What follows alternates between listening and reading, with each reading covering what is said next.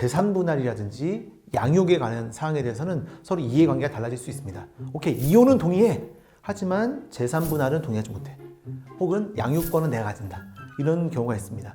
이럴 때 하는 방법이 또 제가 지웠지만 그때는 바로 들어가시면 돼요. 바람피는 남자 특징 영상 댓글에 네. 의뢰인분이 감사하다라고 하셨는데 혹시 보셨나요?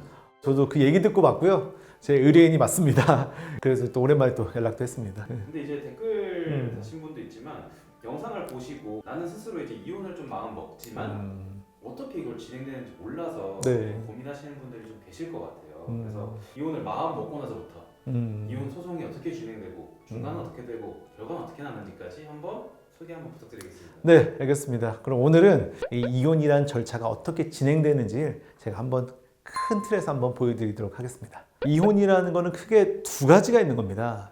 합의로 하는 이혼이 있습니다. 그래서 우리가 잘 아는 합의 이혼이 바로 이거고요. 또 그게 아니라 법원을 통해서 재판으로 할 수 있는 경우도 있는 거예요. 합의 이혼이 가장 깔끔한 방법이긴 합니다. 서로 합의를 통해서 하는 거기 때문에. 근데 그 이혼까지 간 그런 커플들은 합의를 이루기가 되게 쉽지 않아요, 사실. 자, 그래서 고려하는 것들이 이제 재판상 이혼인데요. 이 재판상 이혼은 또 두 가지로 나뉠 수가 있습니다. 많은 일반인들은 그냥 일반 이혼 소송만을 얘기하세요. 하지만 이 재판상 이혼에도 조정이라는 게 있을 수 있습니다. 자, 조정은 다른 말로 하면 이것도 합의라고 보시면 됩니다. 온전히 두 사람끼리 하는 게 바로 요 합의 이혼이라고 한다면 이 조정은요, 심판이 있습니다. 훨씬 더 합의가 조금 더 객관적인 입장에서 원만하게 될 수 있겠죠. 보통 합의를 통해서 끝내는 경우가 일반적이에요. 하지만 뭔가 갈등이 생겼거나 불륜을 했거나 이런 경우라면 합의 이혼으로 잘 안 되는 경우가 많습니다. 그럴 때 보통 재판상 이혼을 하는데요. 그러면 우리가 처음에 이제 소송을 생각할 수 있죠. 소송은 말 그대로 판사가 있고요. 소송을 제기한 사람이 원고고 소송을 당한 사람이 피고라고 합니다. 이 원고 피고의 공방이 될 거예요. 그거를 이제 판사가 지켜보다가 결론을 내주는 방식, 이게 바로 소송입니다. 소송. 자, 조정은요, 이거보다 훨씬 더 빠른 방식입니다. 이것도 합의긴 한데 판사가 있고 그 다음에 원고, 피고가 이거 지켜보고 이 두 사람 간의 합의하는 과정을 지켜보고 어느 정도 개입도 하고 조언도 하고 이런 방식으로 이루어지기 때문에요. 조정으로 보통 끝나는 경우가 더 많다고 보여집니다. 이 조정이 좋은 점들이 있는데 일단 시간적인 비용을 아낄 수 있는 겁니다. 시간도 아끼고요. 양육할 자녀가 있는 경우에는 이 조정으로 원만히 합의하는 게 더 좋을 수 있어요. 왜냐하면 이혼 소송에 갔다. 소송의 결론이 났다. 이미 그 두 사람은 이제 건널 수 없는 강을 건너버린 거예요. 저도 웬만하면 조정으로 끝내자라고 권유하는 편이고요. 조정은 사실 디테일한 합의가 가능해요. 소송은 일방적으로 정해주잖아요. 얼마를 지급하라. 이자 얼마나 내라. 그런데 이 조정은 그런 거 다 계산할 필요 없이 이해와 양보를 통해서 어느 정도 조정이 가능해요. 그래서 이게 좀 더 합리적인 결론을 도출할 수 있다. 이혼 소송이라고 하는 거. 자, 이거에 대해서 일단 말씀을 드리겠습니다. 원고가 이혼 사유를 입증해야 됩니다. 이 이혼 사유는 우리 민법에 다 적혀 있습니다. 그래서 우리 민법을 보시면 여러 가지 얘기가 나오는데요. 부정행위인 경우. 배우자가 부정행위다. 간통을 했다는 거죠. 불륜했다. 이거는 정말 빼박 이혼 사유가 됩니다. 두 번째는 악의로 유기한다. 악의로 유기를 하고 심히 부당한 대우를 하고 심히 부당한 대우들을 하고 이 심히 부당한 대우는 서로 배우자끼리뿐만 아니라 어머니 아버지에게도 해당합니다. 내 어머니 아버지를 이 배우자가 엄청나게 부당한 대우를 했다. 이것도 여기다 포함되는 거예요. 배우자의 생사를 3년간 모를 때 3년간 생사를 모른다.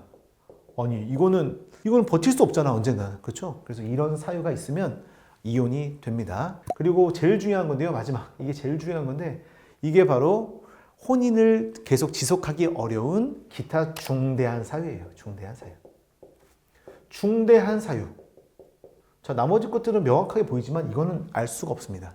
그래서 실제 우리 재판에서는 보통 부정행위가 입증 자료가 없다면 보통 이 중대한 사유를 주장해 보는데요. 자, 중대한 사유는 정말 케이스 바이 케이스로 정해지는 거예요. 한번 퀴즈를 준비해 봤는데 한번 맞춰보시겠어요? 이게 과연 혼인을 지속하기 어려운 중대한 사유가 있는지, 한마디로 이혼 사유가 되는지 한번 판단을 한번 해보십시오.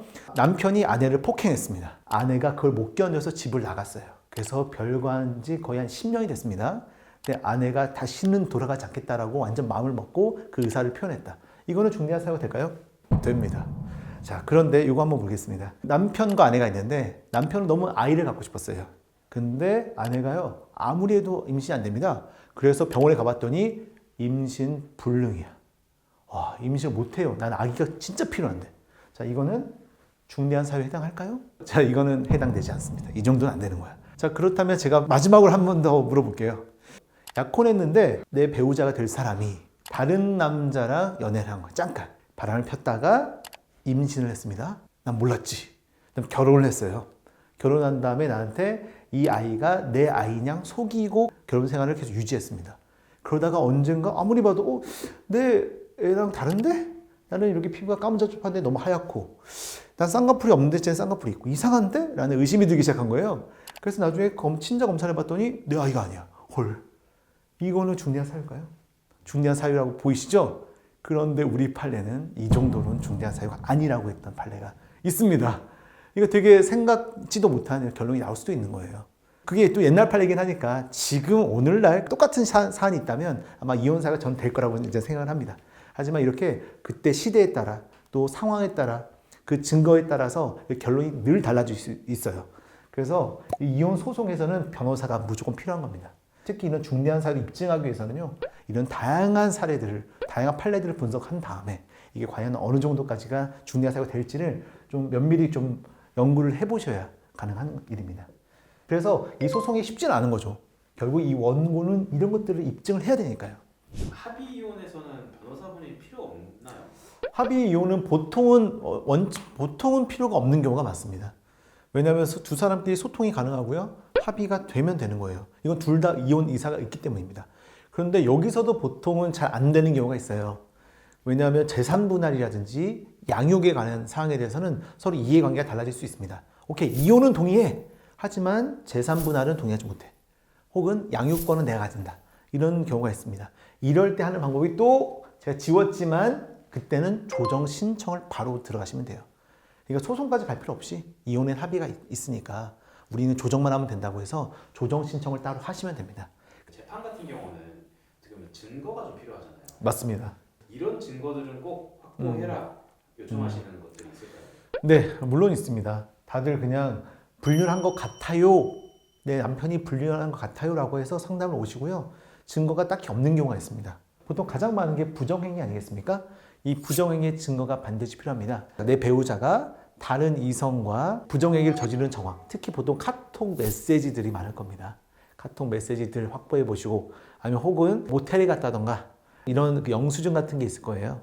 그런 것들을 좀 한번 챙겨본다든가. 물론 쉽지는 않습니다. 쉽진 않은데 그런 증거들이 있어야만 재판으로 이 소송을 통해서 이혼을 할 수가 있는 거예요. 부정행위는 아니더라도 중대한 사유에 해당하면 이혼이 되잖아요. 이것도 입증하기 위해서는 증거들이 많이 필요해요. 서로 별거를 했어. 별거 했는데 거의 20년 했어. 그러면 언제 집을 나갔고 언제부터 연락이 안 됐는지 그런 증거들도 제출하면 되겠죠. 자, 그래서 오늘 제가 말씀드린 내용을 다시 한번 요약해 드리자면, 자, 이혼은 크게 이혼의 합치가 있으면 합의 이혼을 하는 방법, 아니면 그게 안 된다면 재판으로 하는 방법 두 가지가 있고요. 재판으로 하는 방법은 이혼 소송과 또 아까 말씀드린 조정이 있습니다.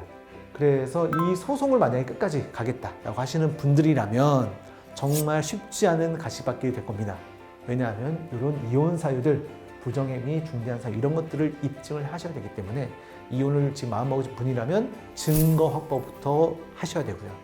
그걸 위해서는 막 위법한 증거를 확보하면 또 안 되잖아요. 그러다가 내가 고소당할 수 있어요. 그러니까 이거는 변호사라든지 법률 전문가의 상담을 받으신 다음에 그런 것들도 좀 진행을 해보시면 좋을 것 같습니다.